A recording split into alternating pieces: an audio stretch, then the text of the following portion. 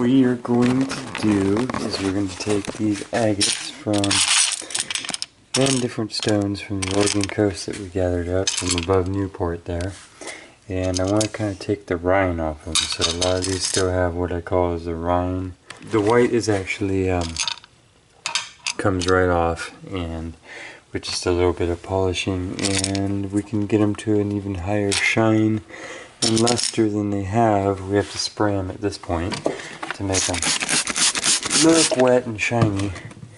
But if we put them through the polisher, then we can get them to be like that all the time. We can get better windows into all of this. But I don't want to change the shape too much. I don't want to reduce them too much in size. So instead of starting with the rougher grits, I'm actually starting with the 600 grit silicone dioxide. And I have these in my little 5-pound tumbler.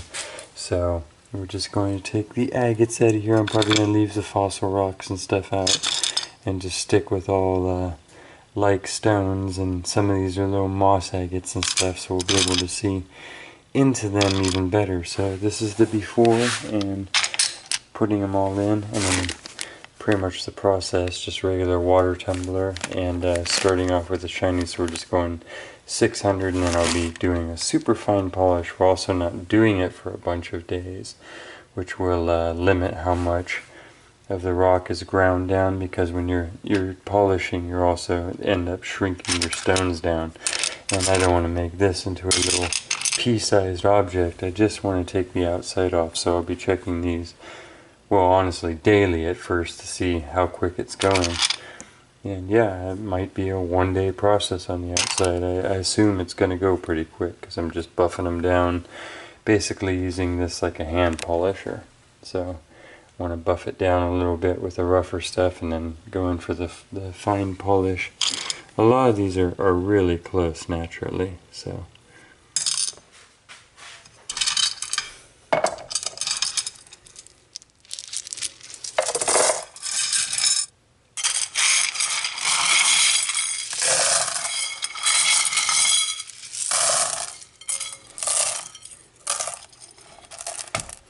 About 2/3 of the way full.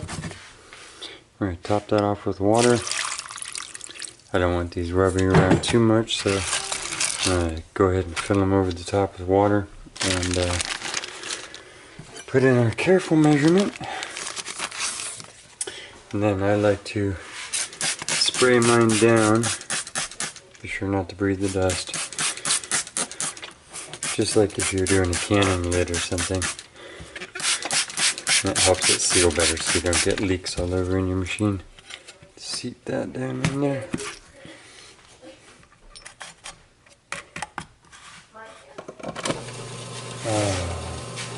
Make sure to oil your machine. That's one of the main things that'll slow it down, is getting a little bit of dust in there. I've had it like almost stop the machine before. So if it's acting funny, it's like all things, it just needs a little oil. And away she goes. So, we'll come back and check on that maybe tomorrow. And I've just put them in here with the very last stage of grinding grit, the finest compound level of the compounds that you would use, and we're going to move them on to a silicone dioxide polishing compound now, just for the super fine shine. I was hoping to just take the outside layers of rind and rough unpolished surface off, so we could look at them better but not shape them down any. So let's go rinse these off.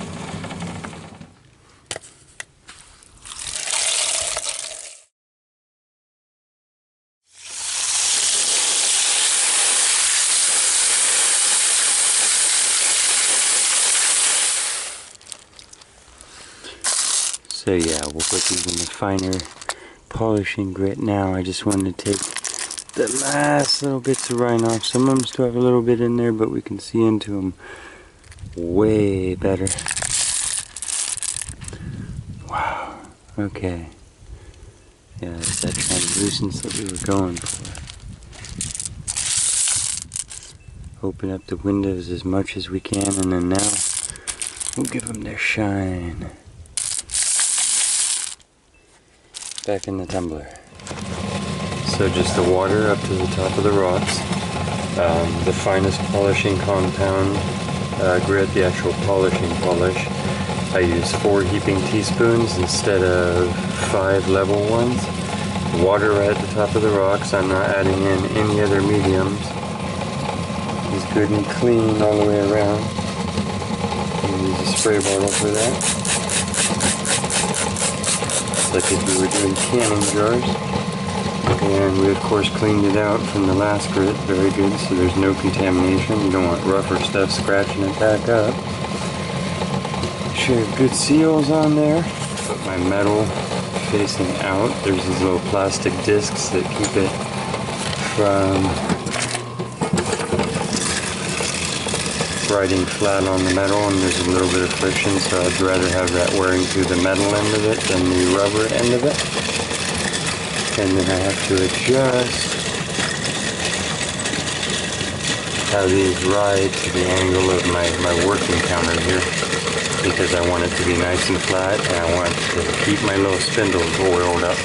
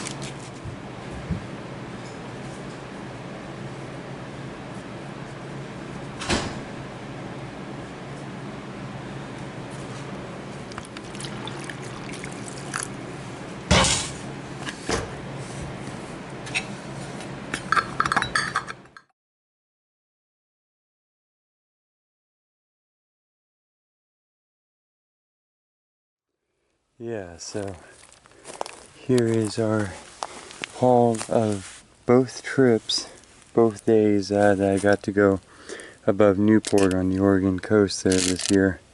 So I used to hunt agates when I was a kid and do some hunting, and I pulled all the agates and a few pieces of jasper and a couple pieces of petrified wood out and ran it through the tumbler just on the finest grit and then on a polish, just to remove, you know, the little white film. Some of them still have it, but that's okay.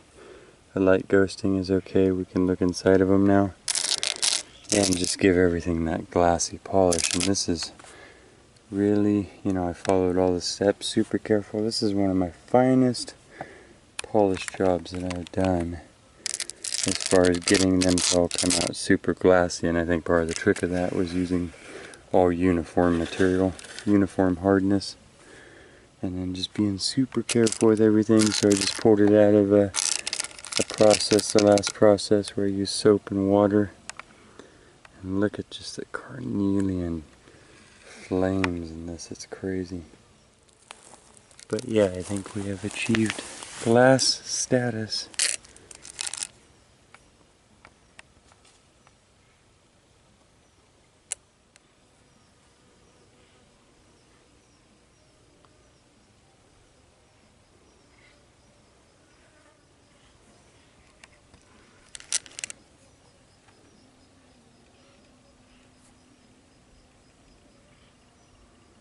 Look at just the honey, color, flavor, goodness of that.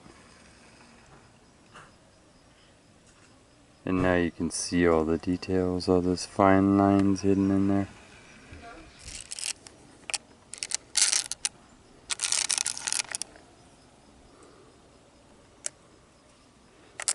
Hours of going through these, looking at the details.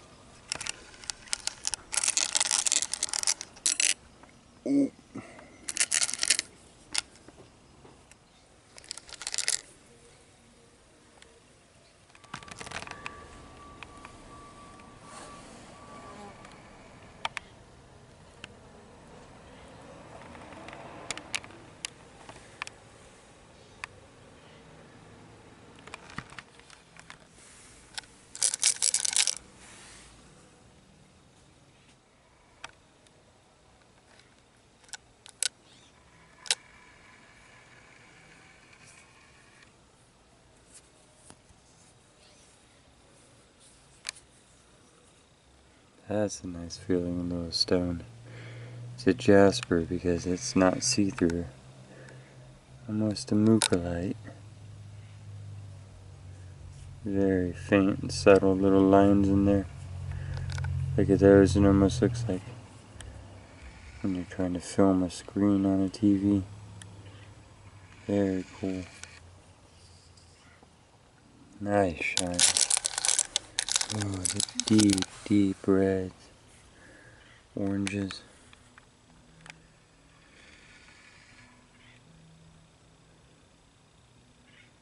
Oh yeah. See, it took the little light white off of the top and then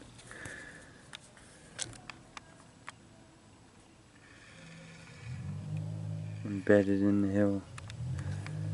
Beautiful colors there. True reds in this jasper. I love a red jasper.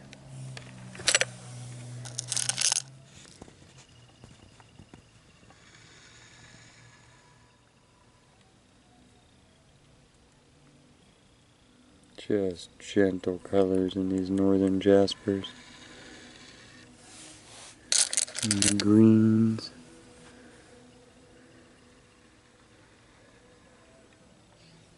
Such a rich green coming out of that for not being translucent at all.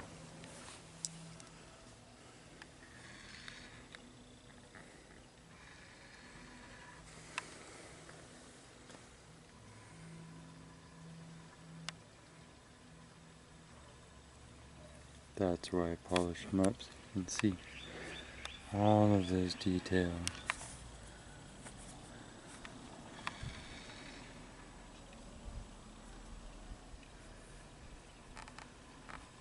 And now it's ready to be a wrapping stone. Look at that supply.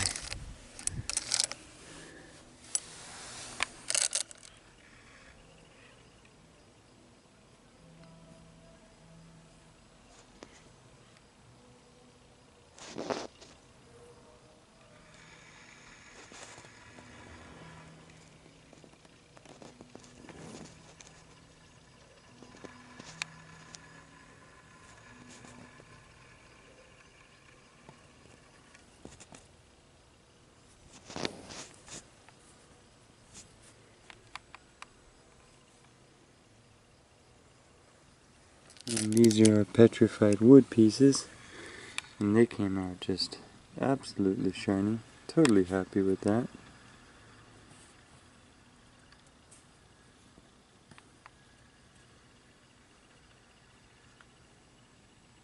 And then this was our biggest agate of the haul, which probably was hard to believe when I first picked it up because it had so much of its rind on it. It's technically like half jasper, you can see the split there. But that is a translucent gob of goodness there. You can see the sugariness to it now. And that shine. I guarantee you that is probably pretty impressive inside there when sliced. But I think I'm just going to leave it like that for now.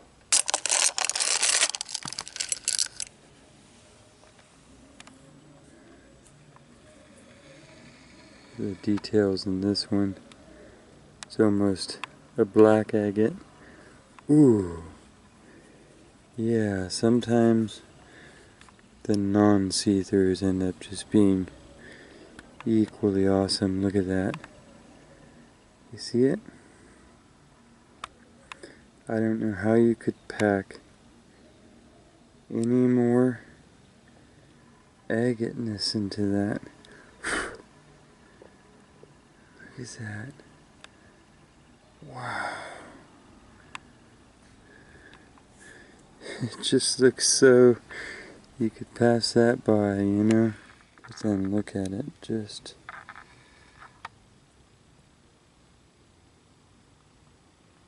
as intricate as you could get. The whole thing is a little magic wonderland there. That's why you could just never stop discovering different things here in this pile. But I can try. I can try my best each time to give you a glimpse at what I'm seeing. Thinking sort of fossilized wood or fossil of some sort is what it said to me. It said I was once more of a burl. I was a piece of bark floating on a shore. So that's a possible on that one. Now I'm curious all these less see-through ones, what their details reveal. A lot of fractures on that one. More of a sard mixture, if it was still rough or in a cliff. Ooh, look at that one glowing in the evening light.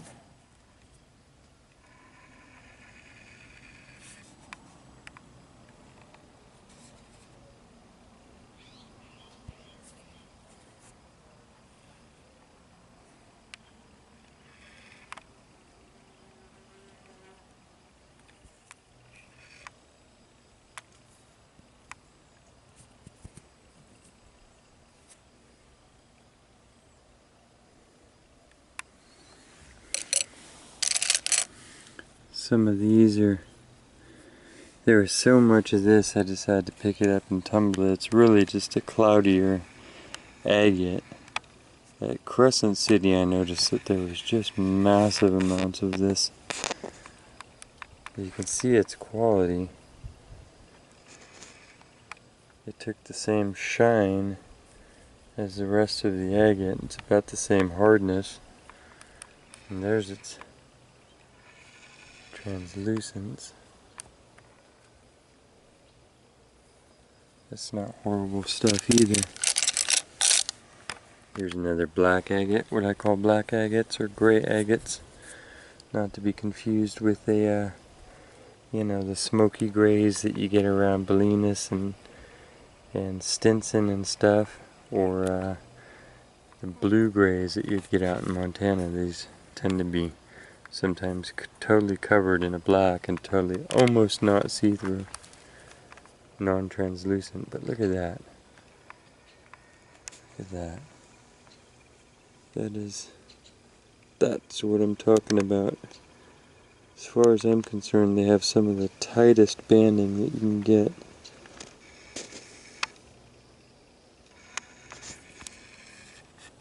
And then the back of it just gray. See the pocket represented there? Yep, pretty happy with that shine. Here's another gray. Oh, this one's got things hidden in it.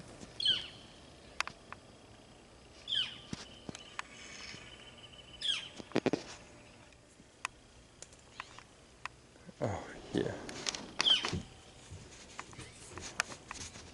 Dragon babies lost in there. Look at that.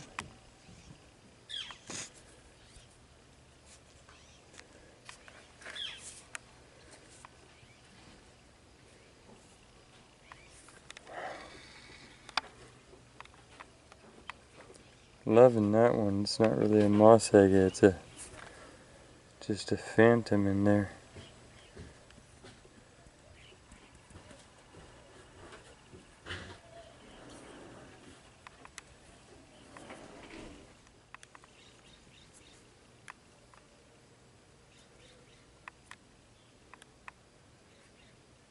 This one is catching my eye here. It's pink. Do you see that? It's an actual pink. Got some rose to its silicateness. Very pretty, very unique.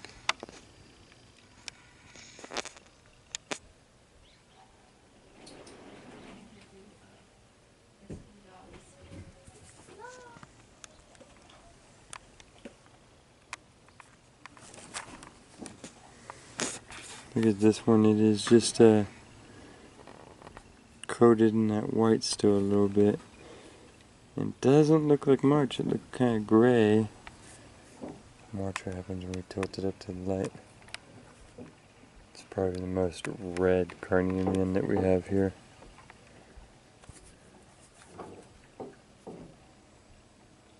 That's pretty awesome. Goes from a blue-gray to just a pretty pure dash of color there. Some fun color play.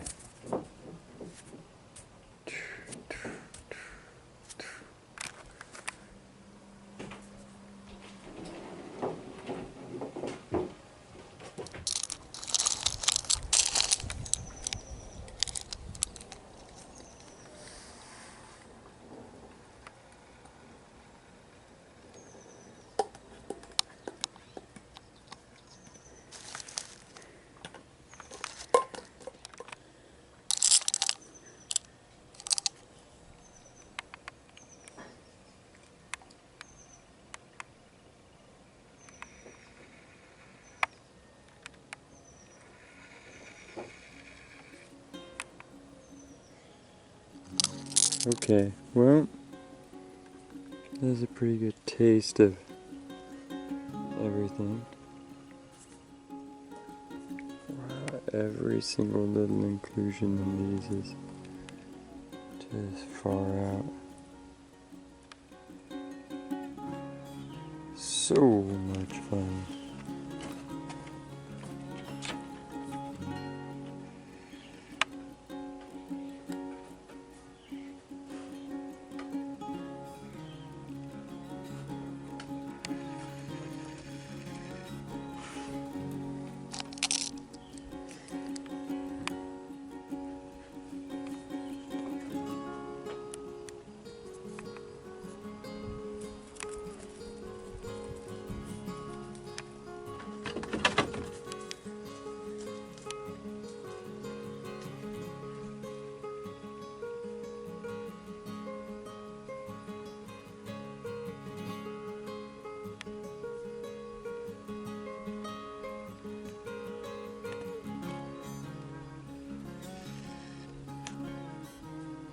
The details.